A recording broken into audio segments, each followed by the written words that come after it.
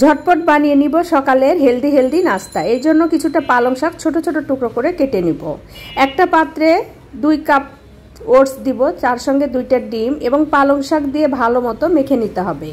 এর সঙ্গে গোলমরিচের গুঁড়া, লবণ দিয়ে আরও ভালো মতো মেখে নিয়ে একটা ফ্রাইং প্যানে কিছুটা তেল দিয়ে এই মেখে রাখা উপকরণটা দিয়ে দিব। দিয়ে খুব ভালো মতো এপাশ ওপাশ 2 পাশে শ্যালো ফ্রাই করে নিতে হবে।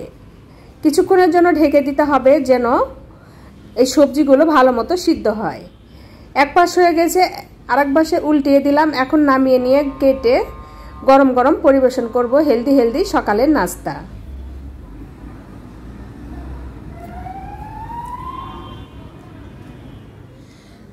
আজকে বানাবো ঝটপট ভেজিটেবল কাটলেট। এই জন্য কিছু বরবটি ছোট ছোট টুকরো করে কেটে নিয়ে গরম পানিতে সামান্য লবণ দিয়ে ভাপ দিয়ে নিব।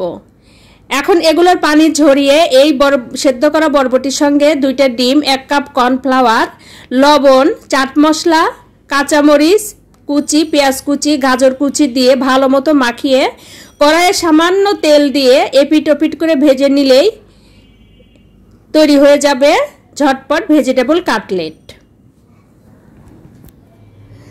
আজকে বানাবো চিংড়ি মাছ এবং ডিম দিয়ে ঝটপট মজাদার রেসিপি। এই রেসিপিটা বাচ্চাদের খুবই প্রিয়।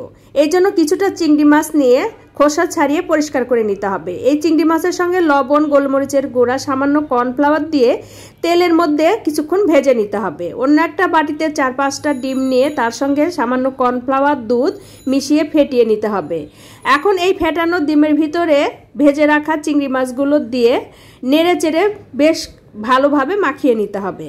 এখন একটা ফ্রাইং প্যানে সামান্য তেল দিয়ে এই মিশ্রণটা ফ্রাইং প্যানে ঢেলে দিয়ে বেশ কিছুক্ষণ ঢেকে দিয়ে রান্না করব। তাহলে তৈরি হয়ে যাবে ঝটপট মজাদার চিংড়ি মাছ এবং ডিম দিয়ে মজাদার রেসিপি।